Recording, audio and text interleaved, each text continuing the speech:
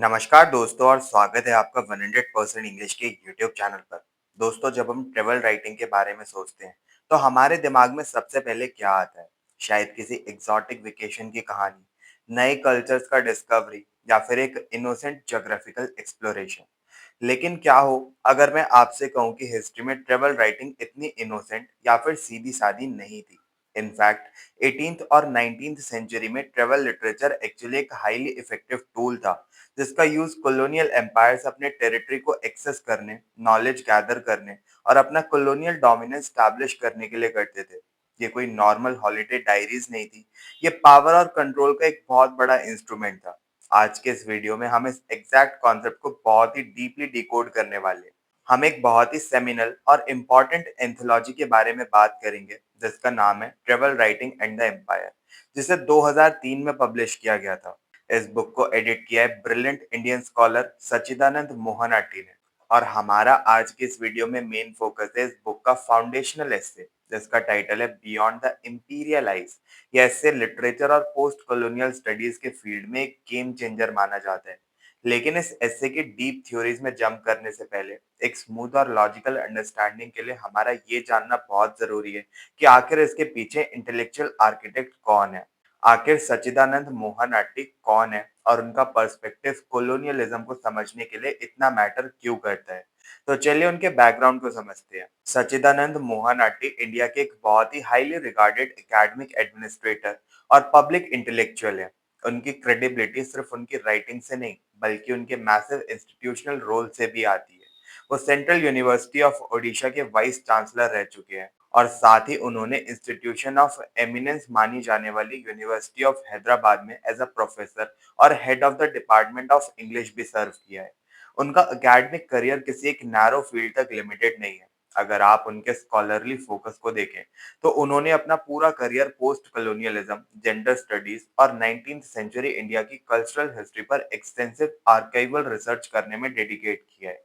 उनकी हमेशा से एक रिकरिंग रिसर्च इंटरेस्ट रही है, मार्जिनलाइज्ड वॉइसेस को ढूंढना और उन्हें वापस हिस्ट्री के सेंटर में लेकर आना। क्योंकि सच्चिदानंद मोहनाटी ने कॉलोनियलिज्म और कल्चरल इंटरैक्शंस के आर्काइव्स को इतने डीपली स्टडी किया है, he is uniquely qualified to critique and deconstruct कि कैसे यूरोपियन एम्पायर्स ने ट्रेवल लिटरेचर को वेपनाइज किया था।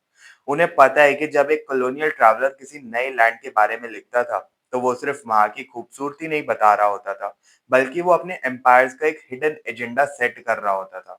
तो ये था हमारा इंट्रोडक्शन और हमारे ऑथर का एक छोटा सा बैकग्राउंड, जिसने इस कॉम्प्लेक्स टॉपिक का स्टेज परफेक्टली सेट किया है। तो चलिए अब हम आते हैं अपने इस वीडियो के सबसे क्रूशियल हिस्से पर, द कोर थ्योरी। पिछले सेक्शंस में हमने सच्चिदानंद मोहनाटी के बैकग्राउंड को समझ लिया और उनका पर्सपेक्टिव क्यों मैटर करता है ये भी जान लिया, तो आपको इस टेक्स्ट की इंपॉर्टेंस समझ आ गई। तो आखिर उनका इससे बियॉन्ड द इंपीरियलाइज टेक्निकली कहता क्या है, अब इस चीज को समझते हैं। सबसे पहले सच्चिदानंद मोहनाटी एक बहुत ही स्ट्रॉन्ग आर्गुमेंट प्रेजेंट करते हैं, जिसे हम एपिस्टोमोलॉजिकल कॉन्क्वेस्ट कह सकते हैं। आसान भाषा में कहें तो इन कॉलोनियल पावर्स के लिए घूमना फिरना सिर्फ दुनिया देखना या फिर नॉलेज गेन करना नहीं होता, बल्कि दूसरे देशों को समझकर उन पर कब्जा करने का एक तरीका होता है। 18th सेंचुरी और 19th सेंचुरीज में यूरोप के एम्पायर, स्पेसिफिकली स्टेट और मर्केंटाइल एंटरप्राइजेस, ऐसे ट्रेवल्स को एक्सप्लिसिटली स्पॉन्सर करते थे। उनका मेन गोल था इस कॉलोनियल पेरिफेरी को मैप करना और उसे डोमेस्टिकेट करना, ताकि उस पर लीगली और पॉलिटिकली रूल करना आसान हो जाए। जब एक ट्रैवलर किसी नए आइलैंड के रिवर्स, पहाड़ और लोगों को मैप करता था, तो वो बेसिकली एम्पायर को बता रहा होता था कि वहाँ क्या है और उसे कैसे कंट्रोल किया जा सकता है। इसके बाद आता है एसे का एक बहुत ही deep concept, mapping the territories of the mind. Sachidananda Mohanty समझाते हैं कि ये colonial travellers actually psychological mirrors की तरह काम करते थे। जब एक यूरोपियन ट्रैवलर किसी नेटिव इंसान को एक्सोटिक, सैवेज या फिर अनसिविलाइज्ड डिस्क्राइब करता था, तो वो ऑब्जेक्टिवली सिर्फ उन नेटिव्स की सच्चाई नहीं बता रहा था, बल्कि नेटिव्स को बैकवर्ड दिखाकर वो अपने खुद के यूरोपियन आइडेंटिटी को सिविलाइज्ड, रेशनल और सुपीरियर डिफाइन कर रहा था।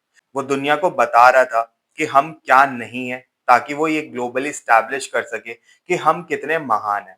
लेकिन दोस्तों, यहाँ पर इस थ्योरी का सबसे क्रूशियल न्यूएंस या फिर ट्विस्ट आता है, और यही एक चीज सच्चिदानंद मोहनाटी के वर्क को जनरल पोस्ट कॉलोनियल थ्योरी से बिल्कुल अलग बनाती है।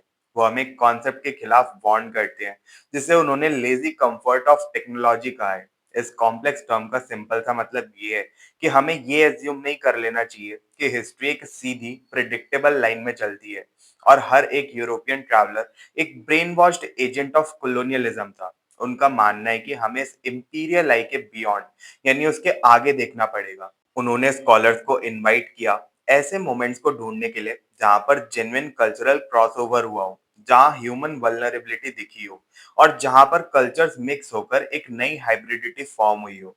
हर ट्रैवल नैरेटिव सिर्फ ऑपरेशन की कहानी नहीं थी। अब आप सोच रहे होंगे कि इस हाईली एकेडमिक थ्योरी का सॉलिड एविडेंस या फिर रियल लाइफ एग्जांपल है क्या कोई? बिल्कुल है। इसलिए अब हम स्मूथली मूव करते हैं नेक्स्ट सेक्शन पर, द एविडेंस। यहाँ हम इस एंथोलॉजी के कुछ बहुत ही फैसिनेटिंग केस स्टडीज को एक्सप्लोर करेंगे जो इन थ्योरीज को एक्चुअल हिस्ट्री से कनेक्ट करते हैं। Let's start with our example one, going native. इस बुक में विलियम डारिम्पल का एसे है जो फैनी पार्क्स की लाइफ को डिटेल में एनालाइज करता है।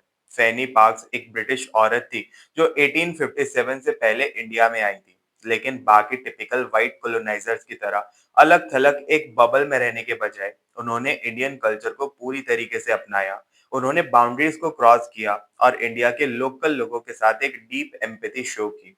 यहाँ तक कि एक डेडली एपिडेमिक के दौरान उन्होंने अपनी ईस्ट इंडिया कंपनी की कॉवर्डाइज को क्रिटिसाइज भी किया। ये एग्जाम्पल सच्चिदानंद मोहन अट्टी के उस पॉइंट को परफेक्टली प्रूव करता है कि ट्रेवल लिटरेचर में ऐसी स्टोरीज भी एग्जिस्ट करती हैं जहां रिजिड कल्चरल बाउंड्रीज टूट रही होती हैं। अब आते हैं हमारे एग्जाम्पल नंबर 2 पर, सर्वेलेंस एंड पावर पर, जो पहले एग्जाम्पल से बिल्कुल अपोजिट और बहुत ही डार्क है।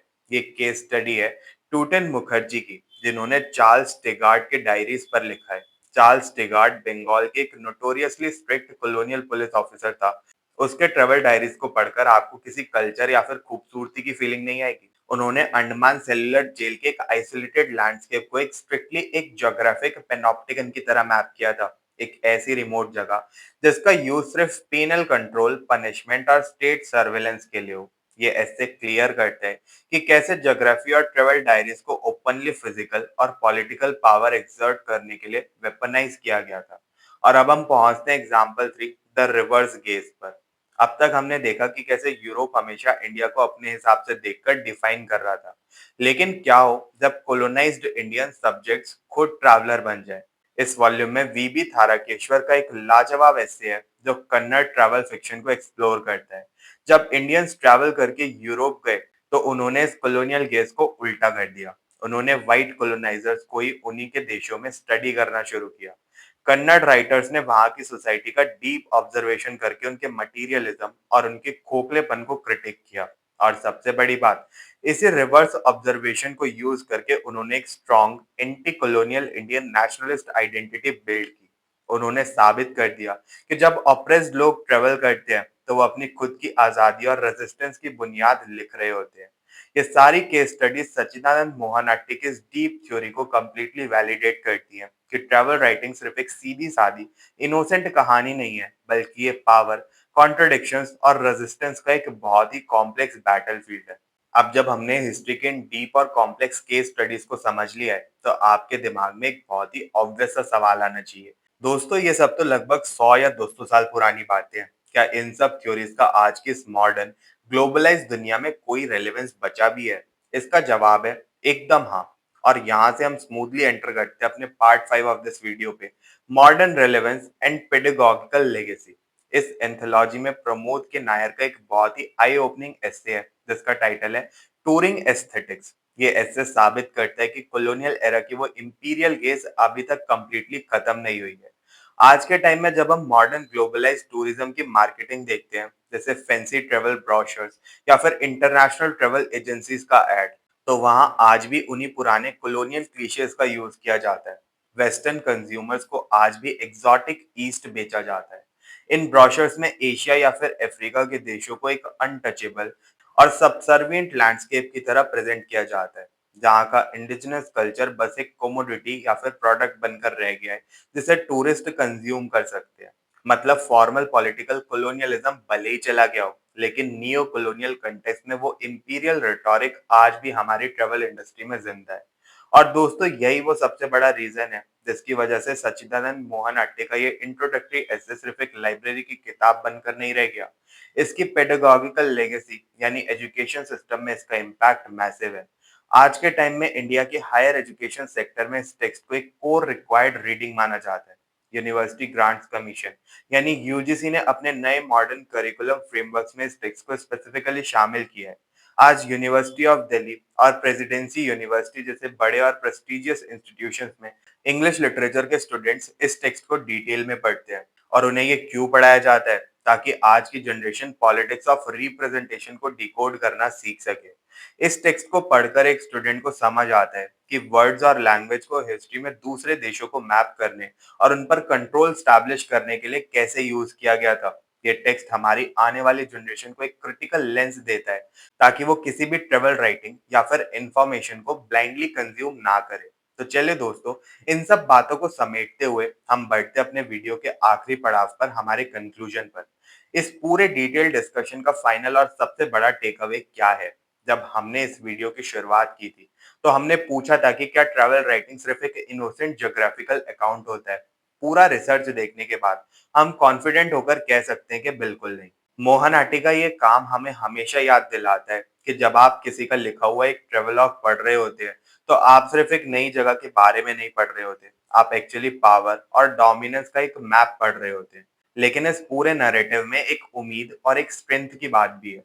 मोहन आटी का अल्टीमेट मैसेज यही है कि जब हम इन कॉलोनियल ट्रेवलॉग्स में हेगेमोनिक और पावरफुल इंपीरियल आई के पीछे देखने की कोशिश करते हैं, उसके बियॉन्ड देखते हैं, तो हमें सिर्फ ऑपरेशन नहीं दिखता, हमें एक ऐसी दुनिया दिखती है जहाँ कल्चर्स मिक्स हो रहे हैं, जहाँ रेजिस्टेंस था और जहाँ कोलोनाइज्ड लोगों ने अपने सर्वाइवल के लिए और अपनी आइडेंटिटी बचाने के लिए स्ट्रगल किया था। ट्रेवल राइटिंग की स्टडी एक्चुअली में इस बात का एक कंटिन्यूस स्ट्रगल है कि इस दुनिया को डिफाइन करने की अथॉरिटी आखिर किसके पास है। उम्मीद है दोस्तों कि लिटरेचर, हिस्ट्री और पावर का ये डीप इंटरसेक्शन आपको थॉरली समझ आ गया होगा। अगर आपको एनालिटिकल वीडियो पसंद आई हो, तो इसको लाइक और शेयर जरूर करें। अगर आपके कोई भी डाउट्स हैं, तो आप कमेंट सेक्शन में जरूर से पूछ सकते हैं। सब्सक्राइब कर लीजिए 100% इंग्लिश यूट्यूब चैनल को और ऐसे डिटेल्ड और इंसाइटफुल वीडियोस के लिए। मिलते हैं फिर अपने नेक्स्ट वीडियो में। Till then keep exploring, keep questioning and best of luck for your upcoming examinations.